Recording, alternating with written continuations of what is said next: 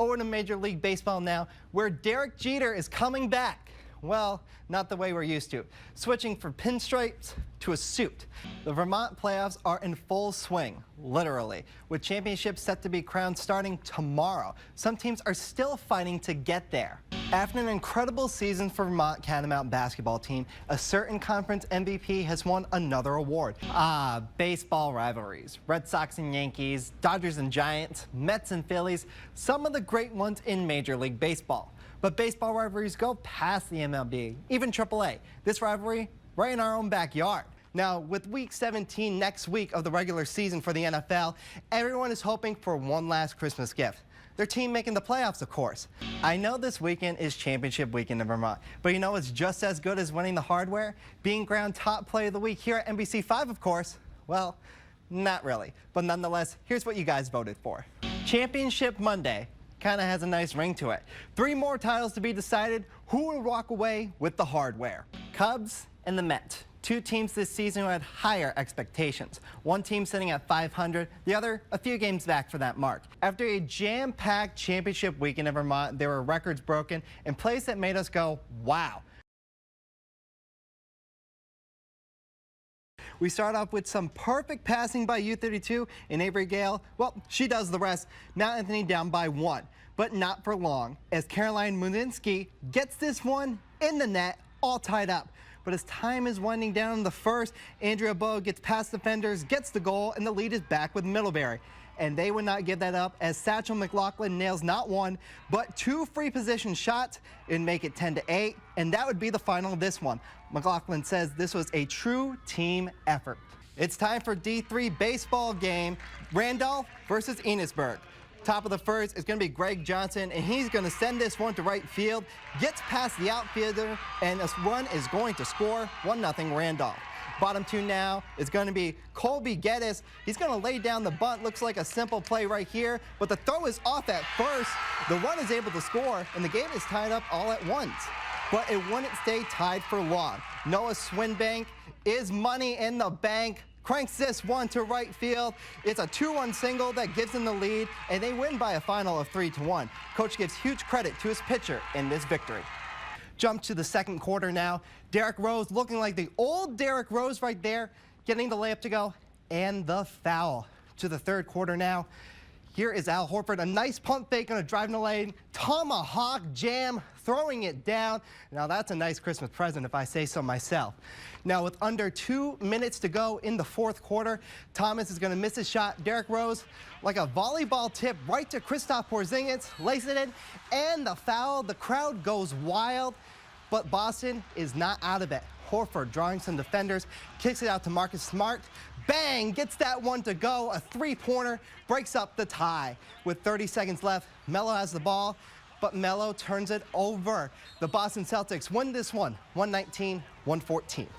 To the north of the border now, well, technically west from here. Regardless, Pirates, Blue Jays squaring up. Top of the first, there's no score. Well, that's until David Freeds rips this one to center field. Coming around to score would be Josh Harrison. Pirates up 1-0. But it wouldn't stay like that for long. Josh Donaldson sends this one, and this one, well, it's a no-doubter. A 2-run bomb gives them a 1-run lead. Now up 6-1, Justin Smoke didn't think that was enough. Crushes this for a homer as one. 7-1 Blue Jays. Shout-outs to both Donaldson and Smoke, both on my fantasy team this year. Keep up the great work, guys.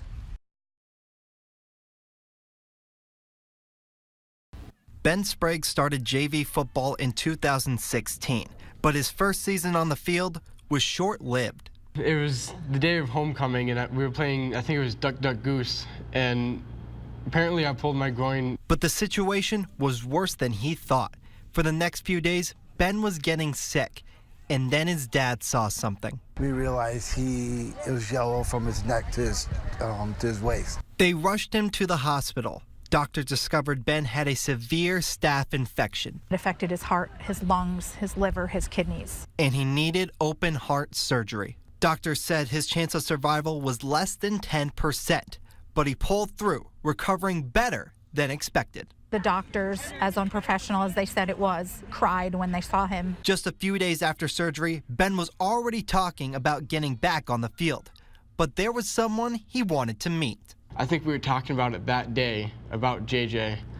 And I'm like, I just want to go to a game and meet him. He's talking about Houston Texans' J.J. Watt. And with the help of the Make-A-Wish Foundation, he got his wish. Ben and his family made the trip to Houston to spend time with the football superstar. Just in that short period of time, you got to learn a lot about each other. Watt also had a staph infection, which almost ended his career. It gave Ben even more motivation to get back on the field. He thought the process would take years until he received this letter. Benjamin has been cleared to return to normal activities without athletic restrictions. Back in action in time for the first game of the season on September 1st. I tried not to cry, but then I started tearing up, and then it all let go. But this year, he's got a new number, J.J. Watt's number, to remind him of how far he's come. If love could make a person live, Steve Holcomb would live forever. You know, he was my mentor. He was my roommate on tour. He was my teammate, one of my best friends. Family, friends, and teammates were among the hundreds that celebrated his life. Holcomb was found dead in his room at the Olympic Training Center on Saturday, a shock to those closest to him. Steve meant so much to us, and so that part's been incredibly hard. The 37-year-old Park City, Utah native spent years here in northern New York. He will be remembered as one of the most decorated bobsled drivers in history, winning the gold medal at the 2010 Games and serving as an inspiration to teammates. I owe so much of my career to him and how hard he worked. It was really cool to see Steve step into that role and kind of become that legend, not just in the United States, but internationally. Holcomb was training at the time. Many believe it was for another shot at gold at next year's Games in South Korea. Nick Cunningham, an Olympic hopeful, is dedicating this season to his friend and beloved teammate. I think that this whole entire next season will be in Steve's name for all of us. We've never had a race where he hasn't been a focus of our entire team. The athlete with a heart of gold, leaving behind big shoes to fill. Impossible shoes to fill. There's no way to ever replace Steve. And a legacy that will forever live on in Olympic history. In Lake Placid, Josh Lattrelle, NBC5 News.